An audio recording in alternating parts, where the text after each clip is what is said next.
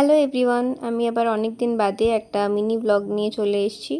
এই ভিডিওটা হচ্ছে ধানবাদে আমাদের সেকেন্ড ডে, মানে যেদিনকে আমাদের প্রোগ্রাম ছিল সেদিনের বাকি কিছু অংশের ভিডিও। আগে কিছুটা অংশ শেয়ার করেছি, এটা বাকিটা।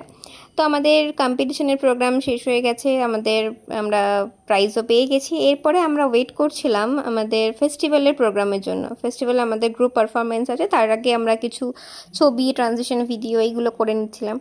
এই যে ট্রানজিশন ভিডিওটা দেখছো, এটার পার্টটা শ্যুট করা হয়েছে, কিন্তু আগেরটা আর করা হয়নি। তো যাই হোক, এইটা হচ্ছে আমাদের গ্রুপ পারফরমেন্স যেটা ছিল, যে সেইটাই একটু ছোট্ট ক্লিপ তোমাদের সাথে শেয়ার করলাম। তো কেমন লাগলো ভিডিওটা বা পারফরমেন্সটা কেমন লাগলো সেটা অবশ্যই কিন্তু তোমরা কমেন্টে জানিও। এরপরে আমাদের ফেস্টিভ্যালের পর যে ফেলিসিটেশন পর্ব সেটা হলো, আমাদের সবাইকে ফেলিসিটেট করা হলো।